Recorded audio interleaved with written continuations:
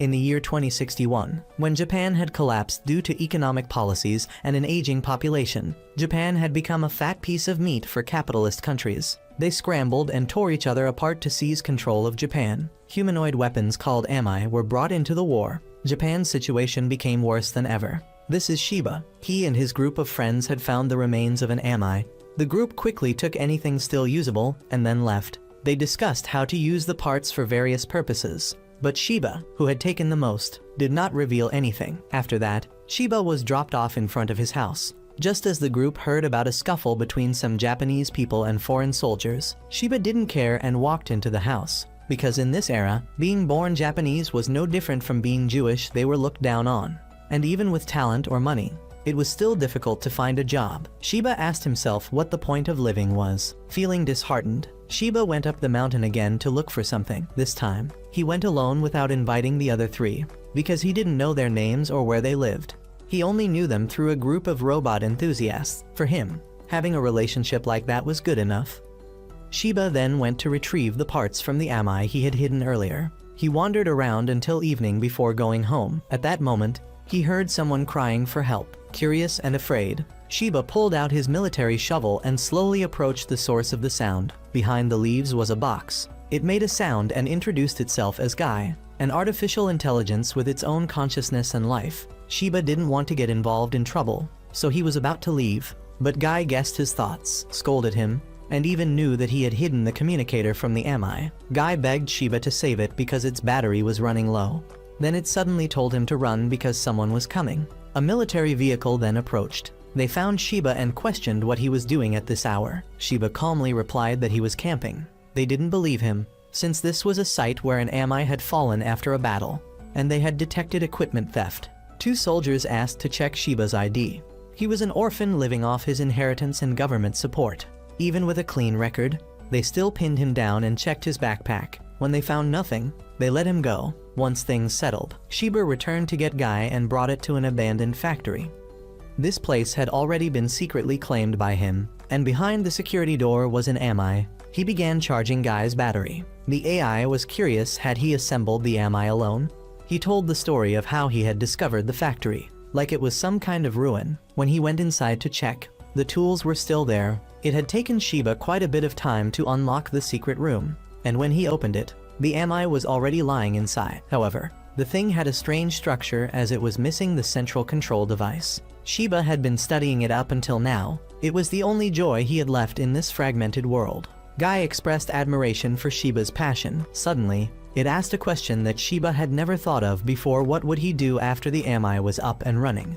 He remained silent. In response to that silence, Guy said it was fine even if he did it just out of interest, because back during the border wars, people still bought drinks and popcorn just to watch two robots fight. It was all for their personal interests and enjoyment. Shiba cut him off. He activated a signal jammer before leaving Guy to charge there. When the door closed, Guy began to act. It scanned the entire factory and controlled the machines to start preparing something.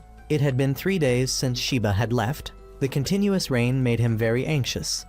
He was afraid that Guy would drain all the electricity in the factory. The next day, the military caught Shiba's group of friends while they were trying to modify a vehicle using ami parts. The commander considered all three to be terrorists and presented a photo of Shiba, demanding they provide information if they didn't want to die. Meanwhile, while Shiba was repairing his headphones, Guy picked up the signal and urged him to run from the house just as the soldiers stormed in. Not seeing him, they immediately started checking the nearby security cameras.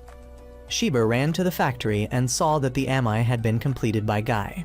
But he wasn't allowed to be surprised for long because the soldiers had arrived. Through the cameras, they saw 2 Oceanian mechas and Shiba's 3 friends had been taken hostage. The commander demanded Shiba come out, suspecting him of being part of a terrorist organization. The 3 tried to explain that they were just city boys who liked modifying vehicles, but he wouldn't listen and pointed his gun at them, forcing Shiba to come out. Shiba was about to do what he said, but Guy spoke up. Did he want to be captured and spend the rest of his life in prison? Or would he resist and find a path through hardship? Accept being a fish trapped in a cage, or be a fish that leaps over the dragon gate and becomes a dragon? If he believed in it, then pilot this. Without hesitation, he chose to pilot the MI with Guy. When the commander didn't see any movement, he began firing. Shiba entered the MI and inserted Guy like a key. After a few seconds of analysis, the MI was identified as Kenbu. The retinal scan process began, and Shiba could now see everything outside. Guy appeared in a cuter form. After a bit of getting used to the cockpit, Shiba transformed the MI into humanoid mode. Following Guy's instructions, Kenbu charged outside. Surprising everyone, Shiba flew in and punched one MI, then grabbed it and threw it into the other one. However, the enemy still fired back, forcing him to retreat and take cover. They continued to unleash bullets, putting him in a tough spot. One enemy unit jumped from behind, forming a pincer attack on Kenbu. At this point, Guy told Shiba to use the finishing move. With blazing eyes, it demanded Shiba shout the name of the move as coolly as possible. As both enemy MIs charged in, Shiba shouted "Iron Cannon Blast" and used his weapon to pierce one unit. He quickly grabbed the one attacking from behind and smashed its arm into the other. This was the first time Shiba truly felt alive. Immediately after, a soldier took Shiba's 3 friends as hostages and demanded he surrender. Seeing this, Guy told Shiba that it had it covered. It then changed its tone and said that those 3 were just tools for Shiba, that he had used them to gather the parts to repair Kenbu. And now that it was complete, they were no longer useful. Guy even insulted the commander to his face, saying he had lost track of the real terrorists and instead arrested and punished innocent civilians. How shameful. After saying that, the 2 of them left. Following that bold provocation, the 2 now had to live in hiding like this. That night, Shiba stopped to inspect Kenbu. He checked his phone and saw he was now wanted for terrorism. But being too hungry, he didn't care. Shiba asked what they needed to do next. Guy said they had to cross the Seto Inland Sea and head to Okayama. That area was outside the control of the Oceanian military, so they would attract less attention. But even if they were still pursued, they would just live in exile. That sounded reasonable, so Shiba took a nap to regain strength. The next morning, Shiba had to camouflage Kenbu because earlier Guy had informed him that it needed to rest after processing a massive amount of information in one day. It needed sleep to avoid overloading. Once the camouflage was done, Shiba went to find something to eat because he hadn't eaten anything since yesterday. He approached a garden full of vegetables and thought to himself that since he was already being hunted like a criminal, committing a little more crime wouldn't matter. So he went to the garden and picked a tomato. Just as he was about to take a bite, the owner of the garden showed up, holding a sickle, scaring Shiba into bowing deeply and apologizing. The owner looked at him silently, then said if Shiba helped him, he'd give him food. After that, under the kind farmer's guidance, Shiba harvested many kinds of vegetables. By noon, he got to eat cool tomatoes that had been soaked in a stream. After eating, the farmer asked him to help plant seeds. They worked until the afternoon, but Shiba didn't feel tired. In fact, he felt happy with these new experiences. It made sense, since he had always lived in the city, so experiences like these were very precious. The farmer, having seen it all, invited Shiba to his home. His wife came out to greet him, and the farmer asked her to prepare a meal for their guest. She happily agreed and told Shiba to take a bath first. After bathing, he was treated to a grand meal by the couple. Shiba didn't hold back and began eating. When he took the first bite, his tears fell unconsciously because it was completely different from the taste of fast food he always ate. It made Shiba feel genuinely happy. After finishing the meal, Shiba drank tea to rinse his mouth. At that moment, the TV broadcasted a wanted notice for Shiba, and in his speechless confusion, the old man said that he once had a son.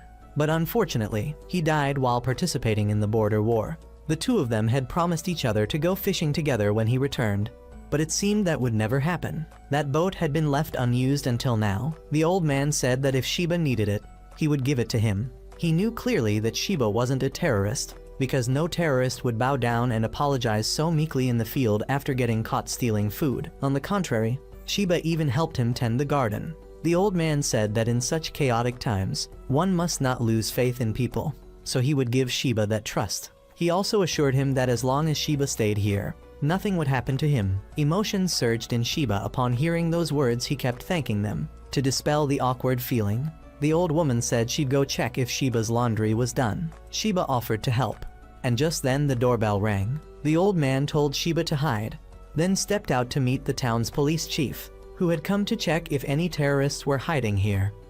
The old man, with a determined gaze, firmly stated that there was no one here. Still, the officer spotted Shiba's shoes, but because of the old man's credibility, The officer turned a blind eye. That night, Guy contacted Shiba. It had heard everything and also knew the officer had ignored the matter. However, both it and Shiba knew that the old couple would be in danger if he stayed any longer. So the next morning, he left with a farewell letter. First, he expressed his deep gratitude for being taken in, thanked them for the meal and their warm words, and also asked for permission to borrow the boat. Once everything settled down, he promised he would return. In addition, Shiba made the house look messy as if the couple had been attacked by him to prevent suspicion.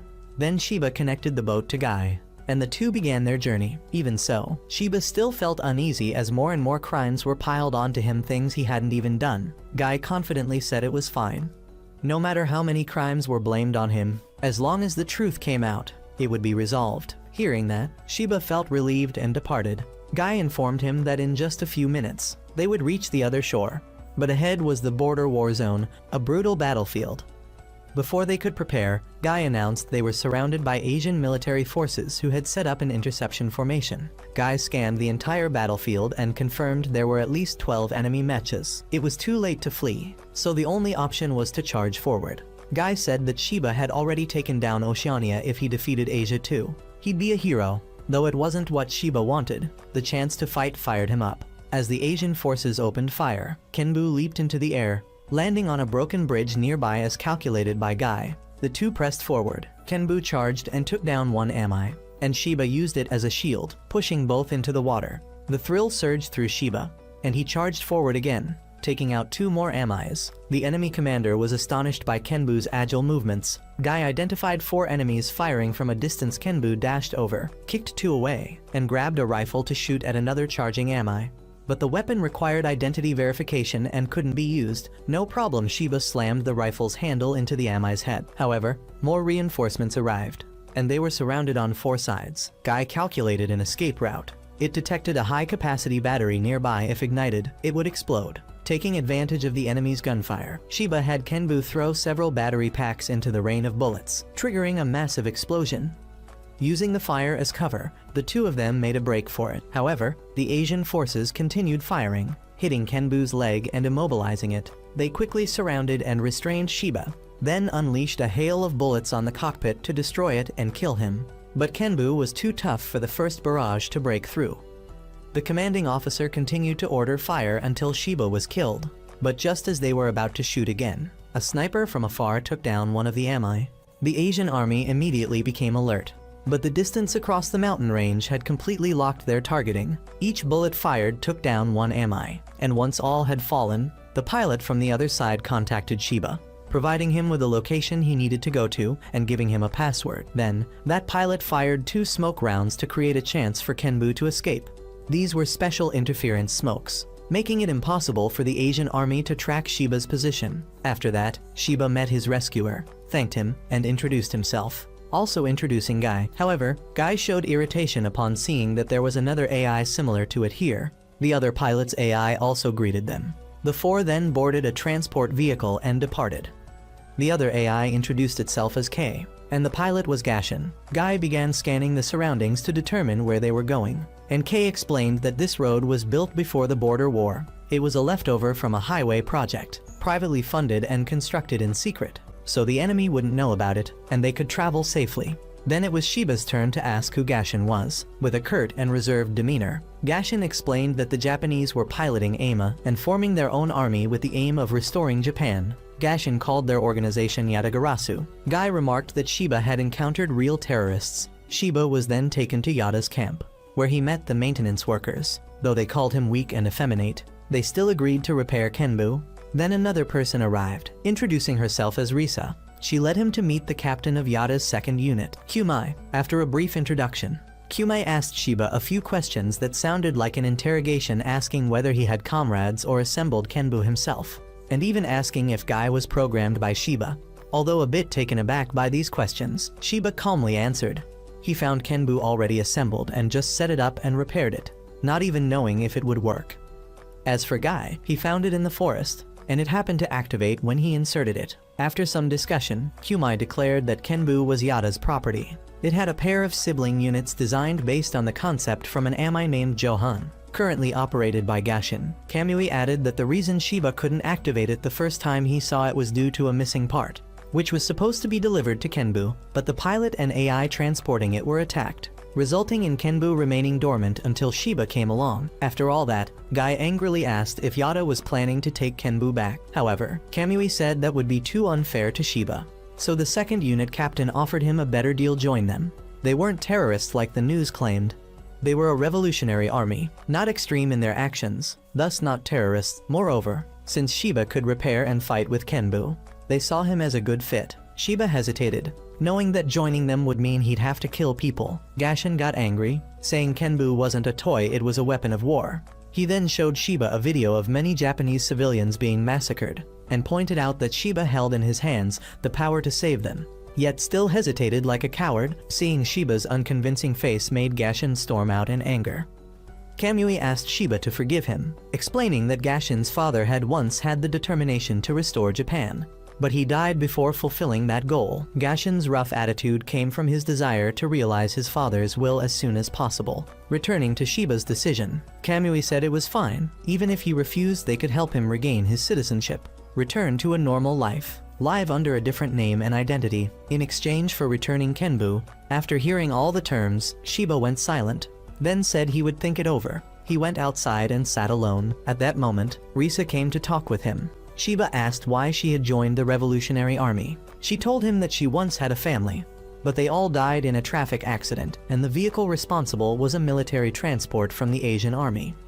Thanks to diplomatic immunity, they were declared innocent and even reversed the blame onto her family for causing damage to the military. Demanding compensation, thinking back on it still fills her with resentment, and she's certain that there are plenty of people in Japan who feel the same way. That's why she joined the movement to revive Japan, and so did everyone here. But Shiba had no such reason to join. His parents died of illness, unrelated to the military. At first, he thought assembling Kenbu was just a hobby.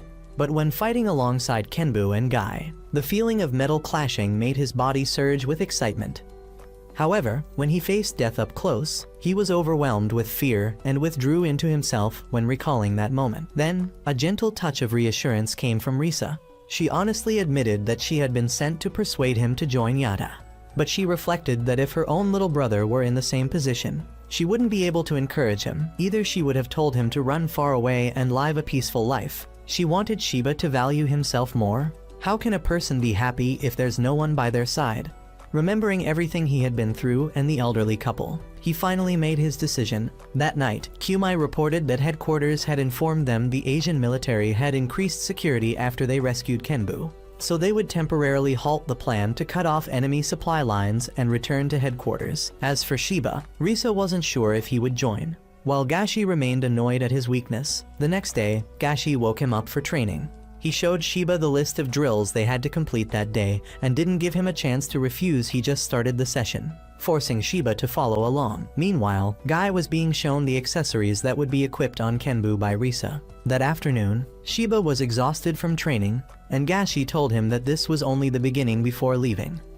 At night, Shiba lay in bed listening to Guy rambling endlessly about how majestic Kenbu was, but he was too tired and fell asleep. The next morning, he was dragged off for training again by Gashi. That night, he was too worn out to eat, but everyone around him had seen his efforts and cheered him on. Someone even made him a special drink, and after drinking it, he fell asleep. The next day, he was again called out to train. Meanwhile, Guy watched Kenbu being gradually completed, and Shiba himself was steadily improving. That day, Gashi gave him an early break. As Shiba returned to change clothes, Risa called him to see Kenbu. It had been fitted with new armor, as well as a sword and cannon mounted on its back. Shiba was amazed by the craftsmanship of the specialists. After discussing a few things with Risa, the two went to a nearby stream to bathe. Risa casually undressed in front of him, and seeing his embarrassment, she grabbed his hand and jumped into the water with him.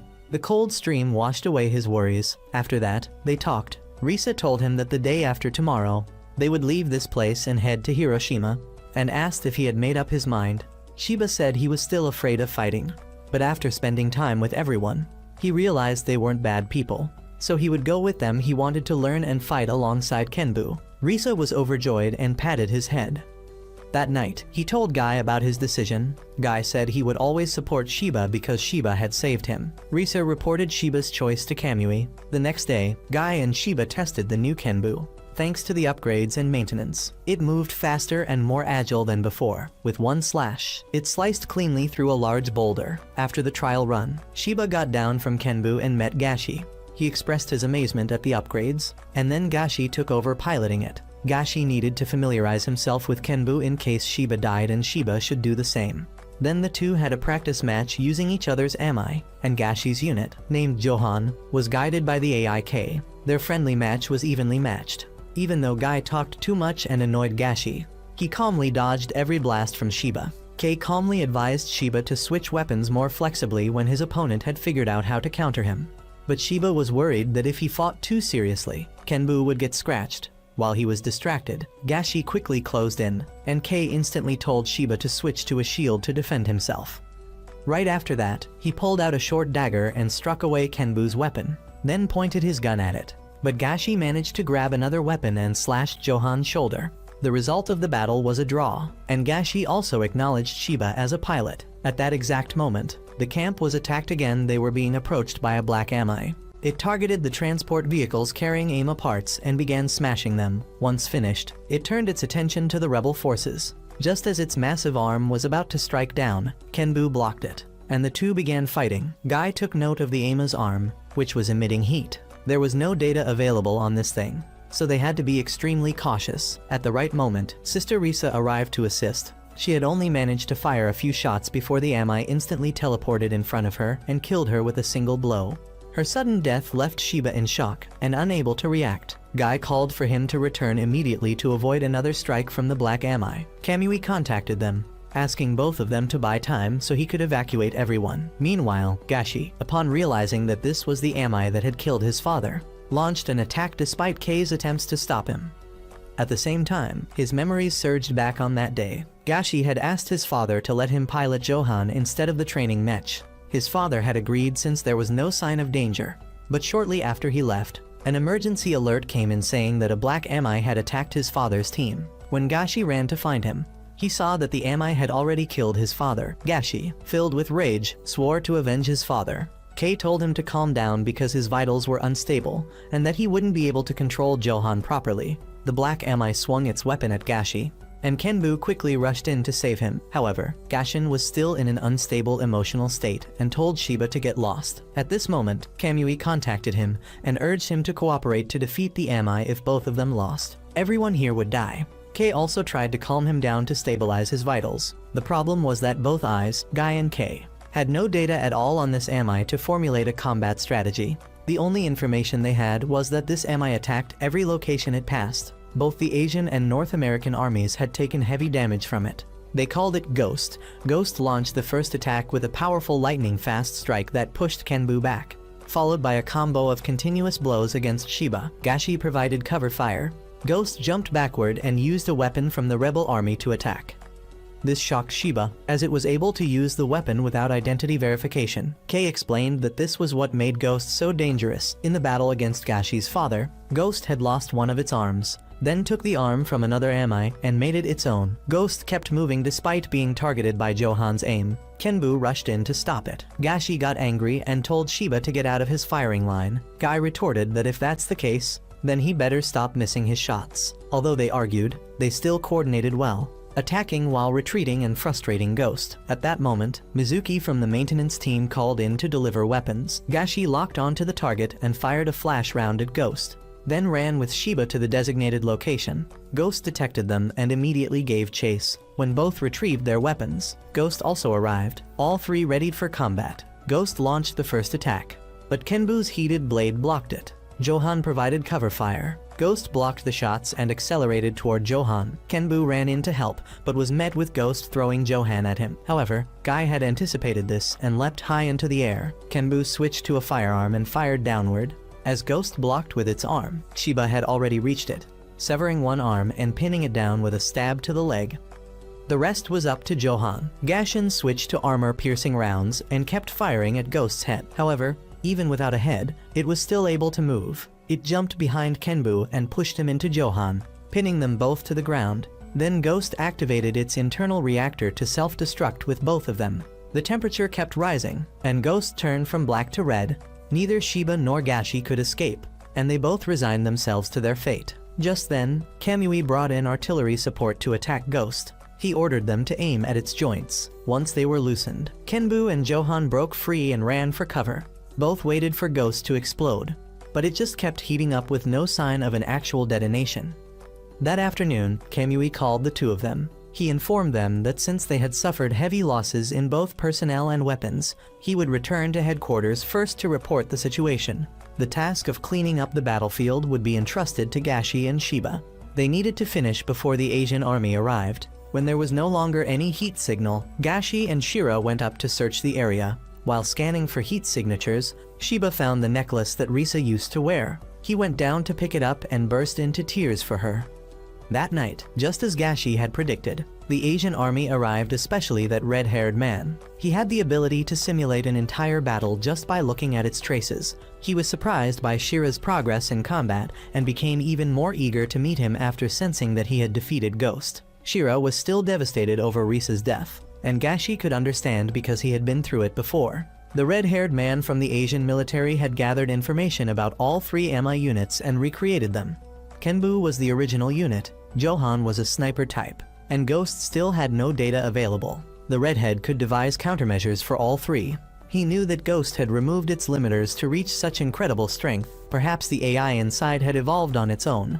The redhead then called his comrade, Ray, to prepare an MI unit for him. The next day, while walking with Gashi, Shiba thought things through and decided to leave the rebellion because he was afraid of dying. This time, Gashi didn't object and said he would inform Kamui. Since Shiba was no longer participating, he was no longer allowed to pilot Kenbu. Gashi told him to hide it somewhere and report its location. Before they parted ways, Shira told Gashi to take care. Gashi replied that he would decide his own fate, but Shira shouted that he was terrified of dying and even more terrified of seeing people he knew die. Gashi told him to stop rambling, saying that cowards had no right to talk about death. Later, Shira hid Kenbu near a stream and left with Guy. When they exited the forest, thanks to Guy, who had overwritten the data on Shiba's ID card and wanted notice, he was not recognized by civilians. Guy asked what he planned to do next. Shiba said he planned to visit Risa's house and return her necklace. Though he didn't know if anyone was still there, he just assumed she had relatives. Guy had already looked into the accident involving Risa's family, so he was able to find her address. Shiba thanked him, and they joked together before heading off. Elsewhere, two men dressed like the red-haired soldier were having a discussion. They had been turning Japanese civilians into criminals and then pretending to punish them, using the excuse to gain merit and glory. They saw the Japanese people as no better than savages. Meanwhile, Shiba had arrived at the address Guy had given him, but the house had been completely leveled. He thought Risa might still have relatives and decided to ask around. However, everyone who saw him avoided him like he was a curse. While he was confused, a little girl approached and asked if he was Risa's friend. Then, a man with a dangerous expression came up and asked who he was. Shiba introduced himself and showed Risa's necklace. Seeing it, the man took him away. In the car, he told Shiba that Risa's house had been destroyed by the Asian army. Her family was all gone, and there were rumors she had joined the rebellion. That was an order issued by the new governor general. Others had faced similar fates, even their relatives were targeted. It was no different from oppression. The man then took him to a night diner, where Shiba met a group of young people who, according to the man, were Risa's childhood friends. He had called them here to hear news about her. They laughed and reminisced about their memories with Risa. Not knowing the truth, in the end, Shiba had to tell them. Everyone was shocked. Some couldn't hold back their tears after all. She was a good person who always helped others, just like her nature. They asked Shiba what he would do next. Since he didn't know where her relatives were, he planned to place the necklace at her family's grave. When he asked for its location, everyone went silent. The shop owner finally spoke up. She knew where it was, since it was on a mountain and would take a long time to reach. She offered to let him stay the night. Shiba declined, but everyone wanted him to stay. They even decided they would all go together to visit Risa's family grave. They later held a hot pot party and invited Shiba. Although he was still hesitant, the old man persuaded him to stay. After the meal, Mr. Nose and his daughter left. While they were talking and crossing the street at a green light, suddenly, the car of the governor stopped right in front of them. He rolled down the window and blamed the old man, saying that his clothes got dirty because of him. Meanwhile, elsewhere, the redhead had received a new MI model. He was so excited that he couldn't wait to drive it and hunt down both Kenbu and Ghost. Speaking of Ghost, it was currently hiding in a cave and repairing itself. The next day, People began to stir over the sudden disappearance of Mr. Nose and his daughter. When they went to his house, they found all the belongings had been moved. Everything was strangely suspicious. One member of the group spoke up, saying he had heard that if someone was targeted by the new governor, they would disappear overnight. Those people all shared one trait. They had anti-government beliefs. Rumor had it they were being sent to the mainland, and it was no different from human trafficking. Guy and Sheba heard the entire story, and Guy confirmed that what this babbling guy said was true. Guy explained that he had checked all the surrounding surveillance cameras from the previous night to the present, and since no military vehicles had left the city, it meant Mr. Nose hadn't been sold yet. However, Sheba didn't have enough credibility for others to believe him, so Guy picked a random guy from the group and exposed his darkest secret, making everyone start to believe and agree to go confront the governor to demand the return of Mr. Nose and his daughter. On Gashi's side, he reported Sheba's choice. Kamui sympathized with him and also mentioned that upon returning to headquarters, he would have a new teammate, a pilot equipped with a frame design based on Kenbu. Back to the governor, he was discussing profit splits with his accomplices. They planned to sell Mr. Nose into forced labor and his daughter to some perverts. At that moment, a report came in that Japanese citizens were gathering at the gate. Meanwhile, Sheba chose to stay at the restaurant. News then arrived that the protesters had all been arrested. They were charged with anti-government crimes and taken away. Guy also found that the dispatched vehicles were military trucks sent to clean out the homes of those about to be sold. Guy told Sheba to leave immediately because they were about to arrive. After ending the call, the restaurant owner gave Sheba the location of Risa's family grave and asked him to deliver their regards. As for matters there, they would take care of them themselves. Sheba was then thrown out just before the military arrived. After that, the entire group of Mr. Nose was captured. They were marched down the street, and it was announced that they would all be executed for opposing the government. Sheba watched everything on his phone and felt deep sorrow for them. One person was even shot by the governor without reason. Sheba burst into tears, realizing how cowardly and weak he had been, always running away and leaving behind those who helped him. Guy spoke up. If you hate yourself that much, why not change and become a better version? He would always be there to support him. With that, Sheba regained his resolve. From within the spring, Kenbu's eyes suddenly lit up. That afternoon, just as the people were about to be executed, and guns were aimed at them, a tremor halted everything. Kenbu leapt out and used a shield to protect everyone. The governor ordered an attack, but those forces were too weak to be called Amai. Sheba grabbed one and hurled it into another, neutralizing them both. Then he raised Kenbu's fist right in front of the governor, terrifying him. This was what true power looked like. The man trembled and begged for his life. Then, Guy broadcasted the governor's illegal human trafficking operation to the entire world. The redhead laughed out loud, exclaiming, "Bravo!" Over and over, Sheba warned the governor that if he ever touched another Japanese person again, he would visit his home every night. With that, he left, and Mr. Nose and his daughter were also freed by the people. Early the next morning, Sheba arrived where Gashi was waiting. He also left Risa's keepsake at her family's grave. Long ago, in a pottery village, Little Shin followed her grandfather in making wonderful ceramic works. Under his hands, everything became refined and exquisite. But one day, the Asian military came to seize their land and workshop. They did not allow her family to refuse. Her grandfather could only watch as the workshop he had built his whole life was destroyed. From that day on, he never made pottery again. Seeing him like that, Little Shin promised him that one day she would restore the family's factory. Back to the present, both Johan and Kenbu were in a damaged state with several critical parts broken. Both Guy and Kei also needed to recharge to operate properly. Gashi contacted Mizuki, who really wanted to help but couldn't do much since she was on the move. Avoiding the Asian forces while heading back to headquarters, she informed them of the locations of the parts needed for both machines so they could repair them themselves before leaving. Sheba asked Gashi what to do next, and he took the boy to illegally siphon electricity to recharge the two eyes. After disguising them so they could rest, Gashi and Sheba entered the city looking for a place to stay. At the hotel, although Sheba was a city boy, it was his first time there, so he was a bit confused and was called a country bumpkin by Gashi. He tried to retort, but Gashi told him not to draw attention. After checking in, they headed to their room. Kei advised both of them to take a bath because they smelled terrible. Sheba was surprised that even an AI could detect odor, but Kei said even without that, just looking around would tell you everyone nearby was covering their noses. So as soon as they got into the room, the two of them scrubbed themselves clean.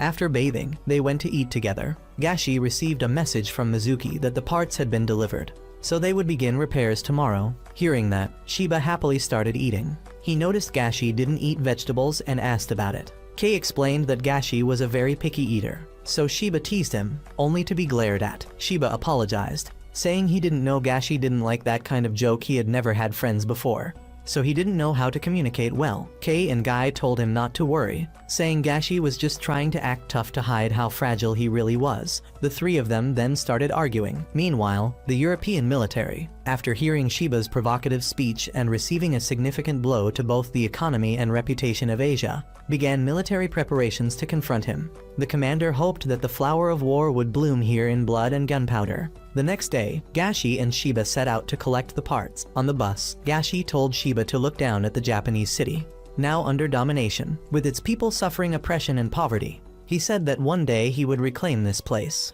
Then the two arrived at a bar where members of the resistance worked. When Gashi gave the correct password, the owner handed over the package to them.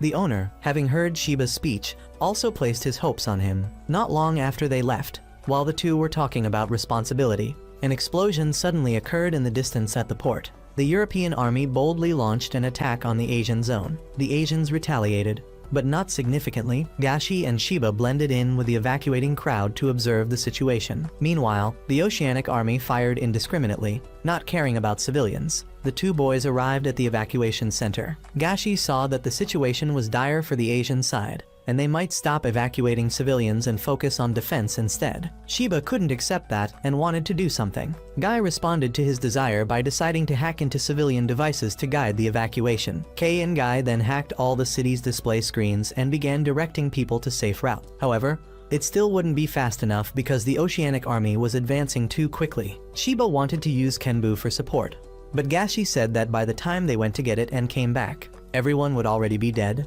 The Asian commander also abandoned the refugees, believing that if the Oceanic forces killed civilians, public opinion would turn against them. The civilians tried to leave the building, but were stopped by Asian soldiers. Just then, a wrecked Asian ami was thrown into the building, causing chaos. The Oceanic army steadily advanced toward them. At that moment, another ami appeared, moving at incredible speed. In no time, it was in the middle of the Oceanic forces. It introduced itself as Masaru, claiming to act in the name of justice. After introducing itself, it quickly sliced an ami in half, then leapt into the air and struck down, using the defeated ami's corpse as a shield before finishing off 3 Oceanic amis with a single thrust. Then Masaru turned to the Asian forces and took down 3 enemies in one sweep. To the astonishment of both commanders, Masaru jumped incredibly high and flew straight toward an ami artillery unit, taking it down. After that, he flew all over the city, killing any ami he saw. The maps of both sides lit up entirely in red dots, signaling that their units were being annihilated. With losses reaching 70%, the Oceanic forces were forced to retreat. Shiba and Gashi were left dumbfounded as they witnessed the scene, their mouths agape just as Guy announced that this was their new teammate. Having received the summon notice, the two quickly left. In a forest during the late afternoon, Gashi and Shiba ventured deeper in and found Masaru. Shiba greeted first, but the AI on the other side abruptly cut him off. It introduced itself as Angelo with an arrogant tone, expressing its disdain for male pilots and even demanding the two bow their heads in thanks for being saved by it. After berating Gashi and Shiba for a while, it finally revealed that the princess and her pilot would be their new teammates, and that pilot was Shin. She descended from the sub-commander unit without a word, then suddenly broke down crying. Afterwards, all 3 were transported to a nearby Yada base. Shin was the first to apologize for greeting them with tears. She introduced herself and chatted with Shiba, while Gashi remained cold and gruff, saying little. According to Shin, that morning's battle was her first real combat experience. Initially, she was just a maintenance worker for Yada, until Angelo suddenly appeared and told her to become a pilot, and she agreed right away. Angelo was very confident in its ability to judge people. Though Guy and Kei teased that Angelo was just into girls, the 3 of them then started joking and goofing around, giving Gashi a major headache. Meanwhile, the red-haired man named Hardy and his friend arrived to meet their commander. The commander had summoned them because they had located the position of Ghost. It was now confirmed that Ghost was an unmanned machine with an AI featuring independent thinking. The one behind it remained a mystery. Ghost had already taken down forces from North America, Asia, Eurasia, and Oceania. High-ranking officials were desperate to possess Ghost to gain an advantage in the war. Hardy's superior ordered them to find it and, if possible, destroy Ghost to prevent it from falling into another nation's hands. With the work matter settled, the superior moved on to a personal topic. He turned out to be Hardy's adoptive father.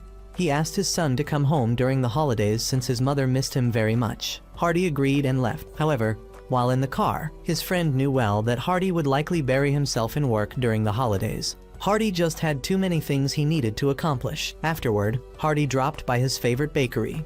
The shop owner even gave him extra. Knowing that the North American alliance was trying to restore Japan, despite the efforts, the reality was that command still belonged to the North American military. Even if Japan regained autonomy, its leadership would still be under North America. Eventually, the entire country might become a colony. Hardy didn't want the people to rely on other nations.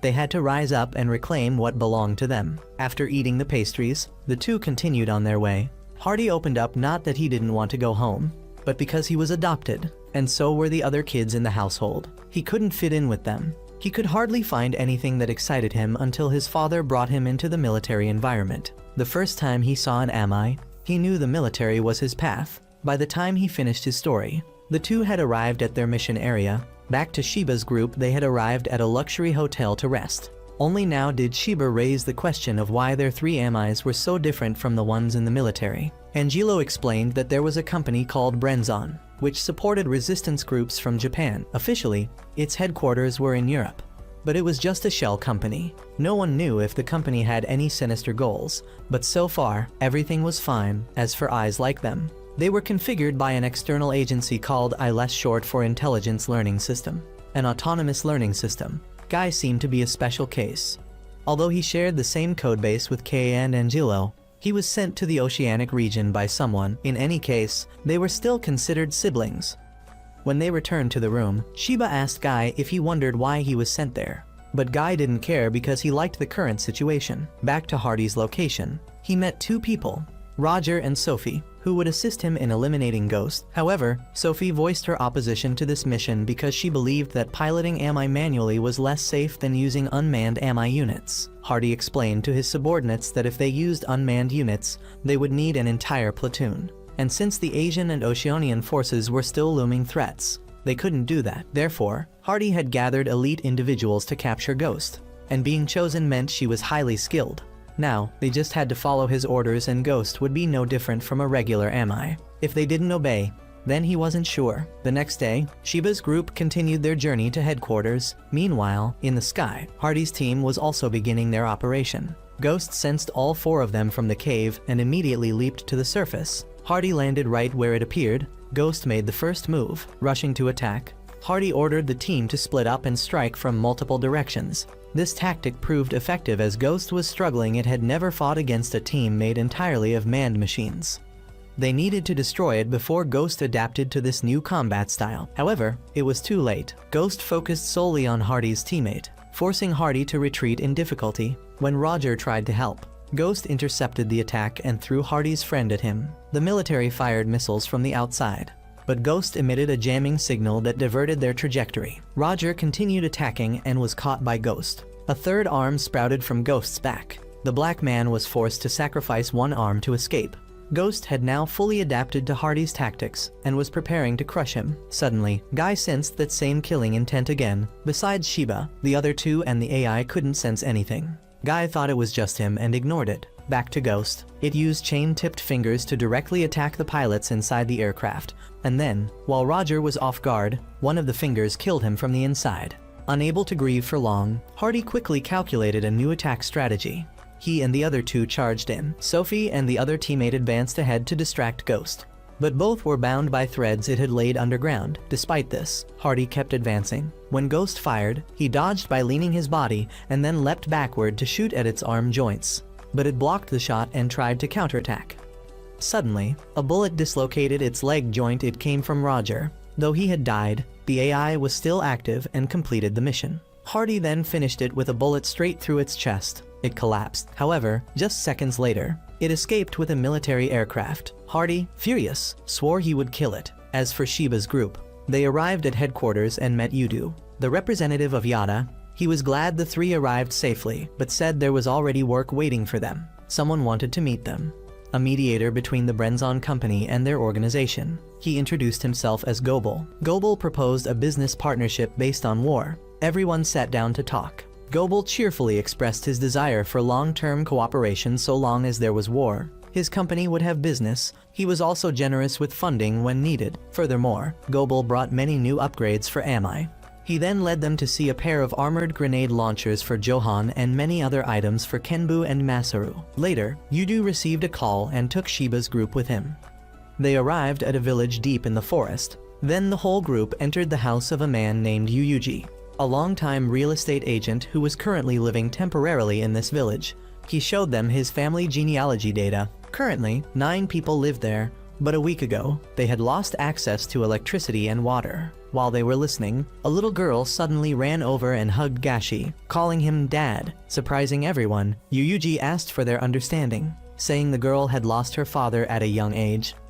Back to the main issue. Currently, the villagers are struggling to get through each day after the water and electricity outage. Adu asked why everyone still chose to stay here instead of leaving. The man explained that their town had gone through war, and they had moved to a refugee area. But that place was also shut down, so they were forced to return home. Others shared similar experiences. They wandered until they ended up in this remote village. Though life here was hard, the war wouldn't reach this place. They traded comfort for safety. After hearing that, Adu said his group would help them as much as possible.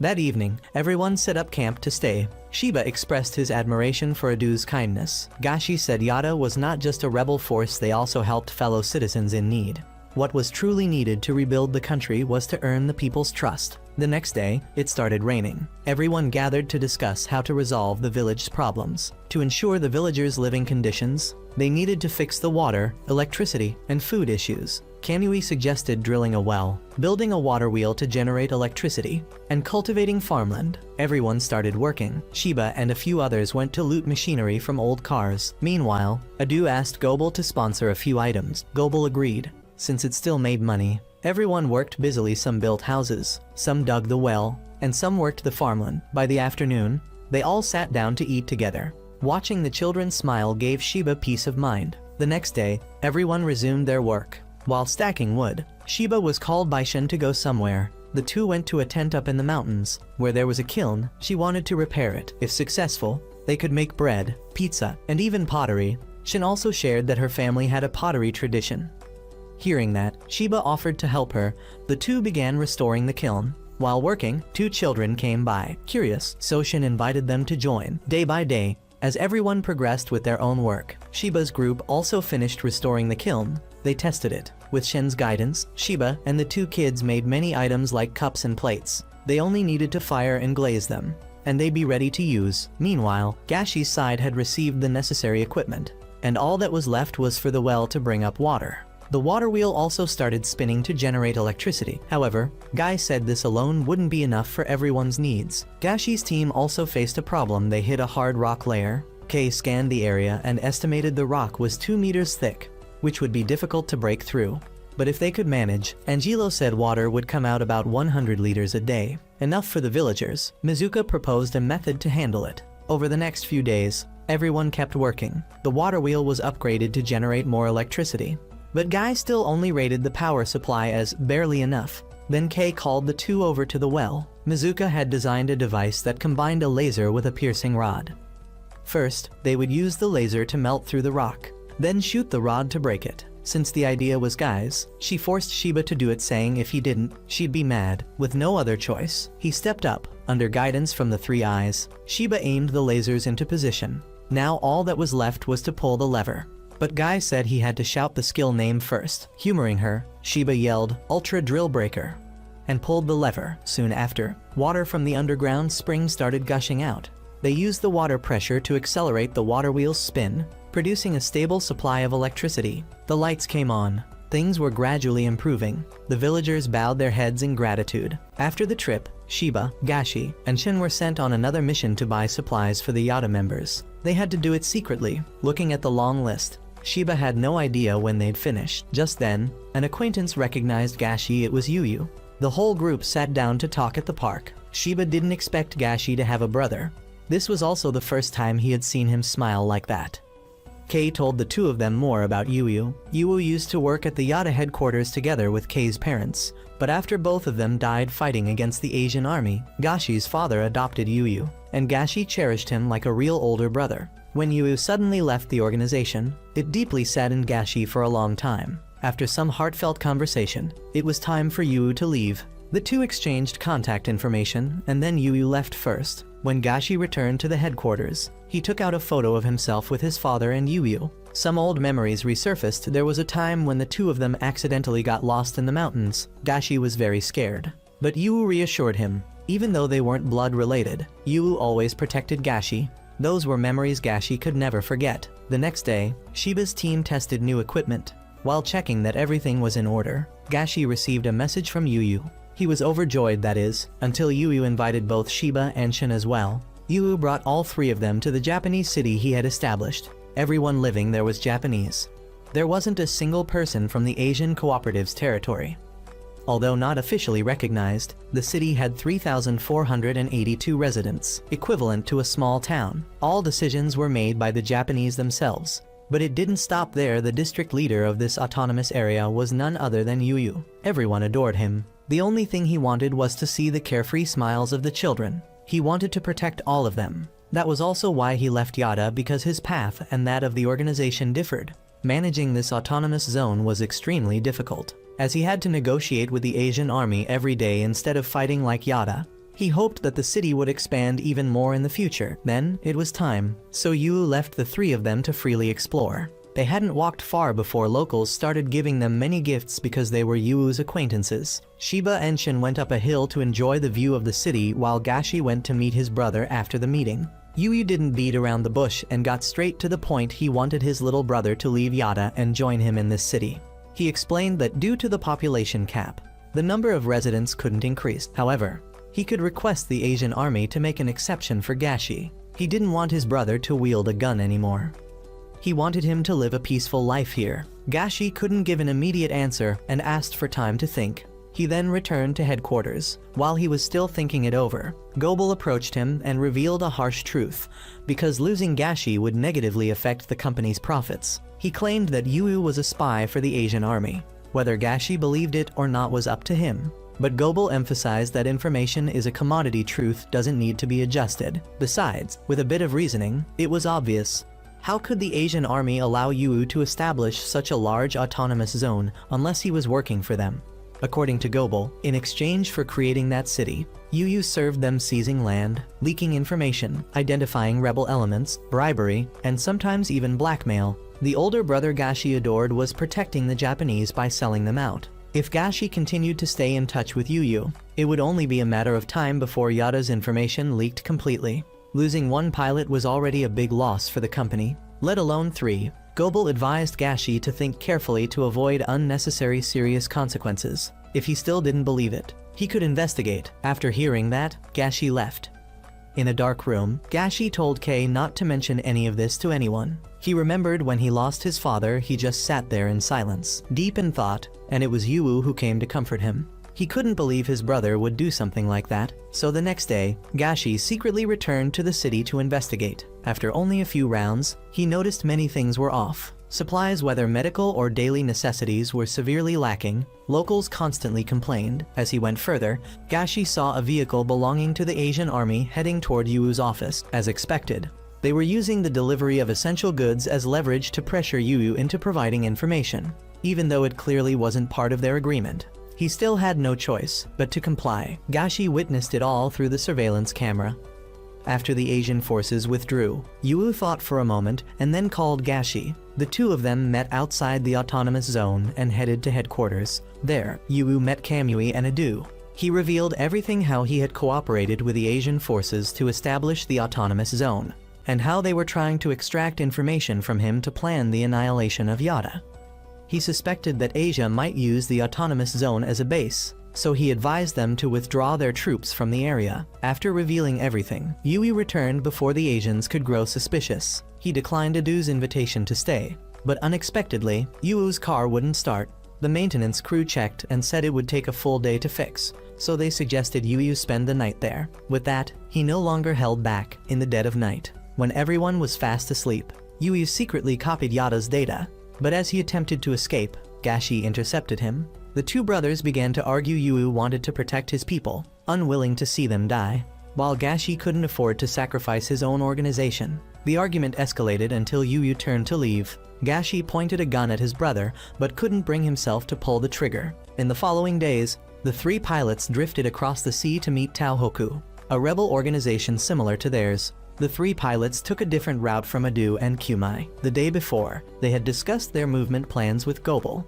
He told them they might meet the Taohoku group, who were also working to revive Japan, but were currently being hunted down by the Asian European forces. Soon after, they spotted their destination, the island where the Taohoku group was hiding. At that moment, the island was under attack by the Asian European army. The defenders were desperately fighting back, but the enemy was using MI units to suppress them. Just in time, Shiba's group arrived to support. Gashi sniped enemies from afar, while Masaru and Kendo jumped into action, cutting down MI unit. However, the enemy was still too numerous, so Gashi deployed smoke bombs and ordered a retreat. Lieutenant Zelenoy, who was commanding this operation, witnessed everything, laughing gleefully. He said that next time, he would personally enter the battlefield. After escaping, they met Commander Kono, who thanked all three of them for their help. Shiba looked around and saw very few people, hardly enough to be called an organization. Kono explained that they used to have many members, but since Zelenoy took over operations, he had heavily invested in MI units to hunt down and exterminate the Taohoku organization. Kono's next plan was to attack the eastern side of the island, where their allies were. In order to regroup, Guy said that to increase their chances of success, they needed to scout the surrounding area to understand the terrain.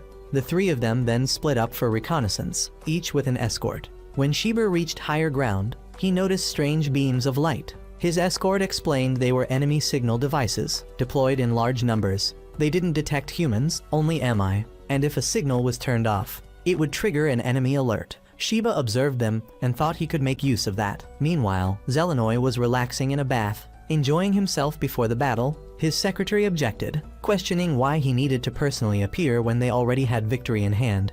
But Zelenoy said he liked it that way and would defeat Shiba's group himself. Shiba was taking position along with Gashin and Shin. As the fog grew thicker, Zelenoy boarded an MI and launched the sweep operation, ordering random artillery fire into the forest. Once they detected Shiba's group moving, they continued to bombard their path. Gashin scattered smoke bombs to jam the signals, but Zelenoy activated all the signal towers. After spotting all three on the map, they fired to corner Shiba's group into one area. However, just as they were about to trap them, the signal suddenly vanished. Outside, Gashin had blown up a bridge, taking out many enemies. Kenbu and Masaru flew out from both flanks to wipe out the rest. Hacking into their system was easy, allowing them to fake their positions. Using the fog to conceal themselves, they took down the remaining small fry and headed straight for Zelenoy. Angelo and Guy charged ahead, eager to take him on, while Kei stayed behind and shot down two enemies behind Zelenoy. Kenbu's sword was the first to clash with him. When his staff came in to help, they were fired upon and had to dodge. Zelenoy was about to shoot Kenbu when Masaru returned and slashed his gun, damaging it. Despite being caught in a pincer attack from both sides, Zelenoy still managed to fight back. His sword was too hard to break. However, while fighting, his MI suddenly stopped moving. Gashi decided to retreat, saying there was no need to kill him, while Zelenoy, furious, glared at them to a noble like him. This was no different from an insult. At that moment, both the sword and the armor on MI shattered. Back with Shiba's group, after merging Kono's group with the remaining troops, they bid farewell. The trio boarded the ship to regroup with Kamui's team. After this journey, Gashi had become more positive. Not long after, the Shiba team met the maintenance crew again. But before letting them service Kenbu, Shiba asked to wash it first because it was quite dirty. Over at Hardy's place, Gobel somehow managed to contact him and proposed a deal. He hid his identity and only said he was a merchant selling information, the location of Ghost. To prove his credibility, Gobel revealed all the information about Hardy, Sophia, and Hardy's friend Ray. Hardy asked what price he wanted, but Gobel said he didn't want money, this was his investment in their future relationship. After that, Gobel left and sent the intel to Hardy, who immediately gave it to the intelligence agency for analysis. Meanwhile, Adu had received a report from the maintenance department about the condition of the three pilots. After hearing it, he gave them time off to rest. After ending the call, Adu was told that a guest had arrived. As for the pilot group, While washing Amai, they chatted about the future and what they would do after Japan's restoration. Shin wanted to rebuild the pottery workshop at home. Gashi still had to avenge his father. And upon hearing that, Shiba promised to help him defeat Ghost. Shin also wanted to help. Gashi didn't reply, but a smile appeared on his face. As for Zelenoy, after being played by a group of brats, he reported to his commander and requested to be transferred to the team that hunts the Yada organization. The higher-ups approved his request. Meanwhile, Adu met Kamui again. Kamui showed Adu some photos of wounded Asian soldiers with unknown injuries possibly attacked by another country's forces. Putting that aside, Adu showed Kamui a current map of Japan, which had been divided among 4 factions. If operations continued, the territory under Yada's control would expand. Officially, it belonged to the North American Alliance, but Japan retained autonomous control. There was something that excited Hardy during the entire time the 4 factions occupied Japan. They never fought each other to expand their territories, but that had changed recently. It was due to an enormous catalyst that caused massive upheaval, the original Amai. Kenbu more precisely, the self-evolving and learning AI inside Kenbu. Ghost had a similar AI, possibly even superior to Guy's. The more Hardy thought about it, the more he wanted to possess it. He decided to cooperate with Gobel since it was mutually beneficial. A moment later, intel from the intelligence agency came in. 90% credible Ghost was still within the Asian cooperative zone. Since it had adapted to their old strategies, Hardy needed a new approach to fight it. He asked Sophie from intelligence if they had tracked Shiba's group, but she said they had lost their trail long ago, and based on speculation, there were many possible directions they could have gone. After thinking for a while, Hardy invited Rei and Sophia out to get some fresh air. Meanwhile, after Shiba and Mizuru had finished maintaining Kenbu, Shiba, Shin, and Gashi disguised themselves to go shopping. Upon arriving at the market, the group split up to shop. Shiba was a bit overwhelmed by the crowds and accidentally bumped into Hardy. Shiba apologized and quickly walked away, but Hardy recognized his voice from earlier and had Rei follow and compare it. After finishing their shopping in the afternoon, Mizuru showed up and invited the group to relax in the hot springs. At the bathhouse, they separated into male and female sections. Unexpectedly, Shiba ran into Hardy again. Without beating around the bush, Hardy revealed he was with the North American forces and explained his mission to capture Ghost, which he had failed.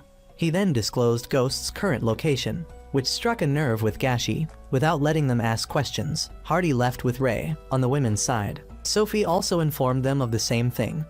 That night, Ghost attacked the Asian army base again, causing heavy damage. The next day, Shiba's team informed Adu of Ghost's location and about Hardy. Gashi, filled with the desire to avenge his father, wanted to go immediately, and Shiba was also willing to help, needing to avenge Risa. However, Adu asked both of them to be patient until the information was verified. From that moment on, Gashi threw himself into training. After 2 days, the information was confirmed Ghost was in Okinoshima, where it had captured the Asian army's strongholds. The army had retreated to the mainland to establish defenses in case Ghost launched a land assault. Currently, Ghost was asleep for repairs, and Kei revealed that there were still Japanese civilians on Okinoshima, abandoned by the Asian army. Now, defeating Ghost was directly tied to protecting the Japanese people and homeland.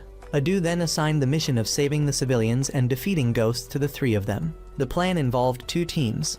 Team A would evacuate the civilians, while Team B, consisting of 3 pilots, would carry out a surprise attack on the place where Ghost was believed to be sleeping. After finalizing the plan, everyone split up to carry out their duties. In the following days, Team A worked to mobilize the island's civilians for evacuation, while Team B trained intensively for combat. Before long, the day of the operation arrived.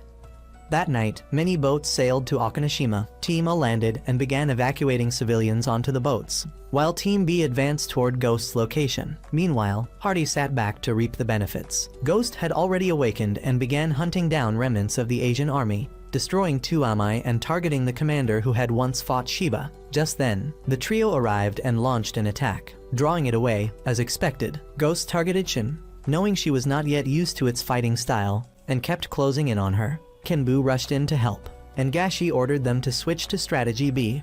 The 3 of them lured Ghost to an open area. Masaru flew overhead to support. Kenbu fought Ghost, but it had evolved to have 4 attacking arms, catching Shiba off guard and putting him at a disadvantage. Johan provided covering fire, drawing its attention toward both of them. Then Masaru fired an electric net to trap it. Johan attempted a finishing shot, but Ghost countered with wires from its feet, broke the net, grabbed Johan's head, and tried to crush it. Kenbu knocked its arm away, and Masaru fired another net to restrain it.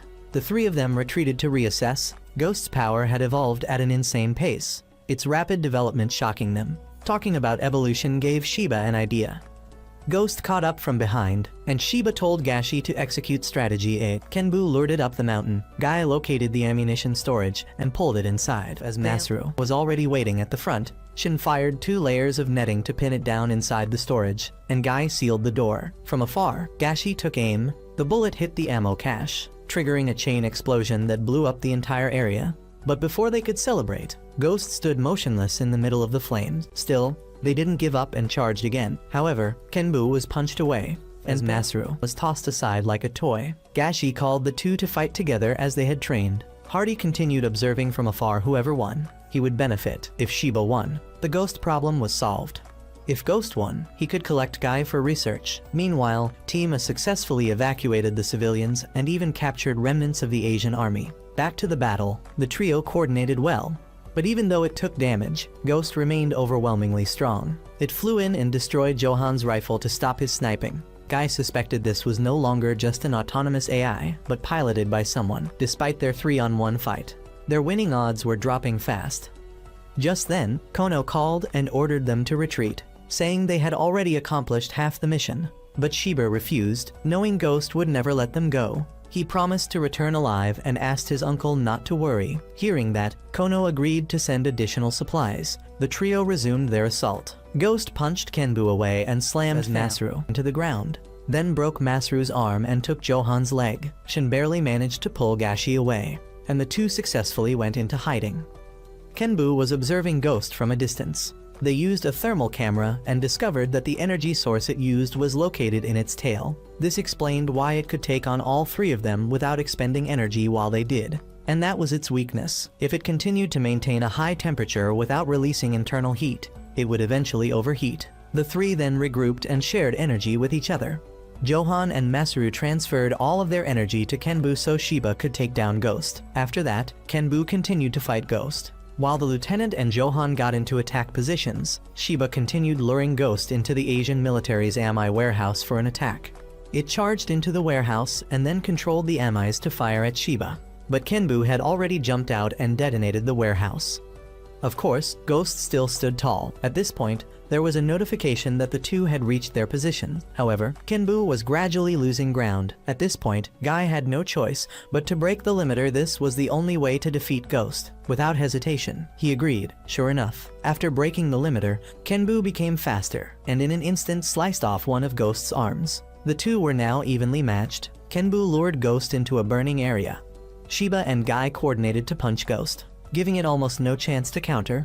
When he destroyed another one of its arms, that was when the lieutenant jumped down and decapitated Ghost, and Johan destroyed its energy tail from a distance. Ghost collapsed, and Kenbu flew in to deliver the finishing blow, but the sword broke, and Kenbu's entire system overloaded. At the same time, Ghost had also overheated and was emitting heat. In just a few minutes, it would explode from excessive heat. However, Ghost dashed into the ocean to cool down. Preventing the explosion, Kenbu stood in its way, determined to die with it if necessary, unwilling to let something like what happened to Risa occur again.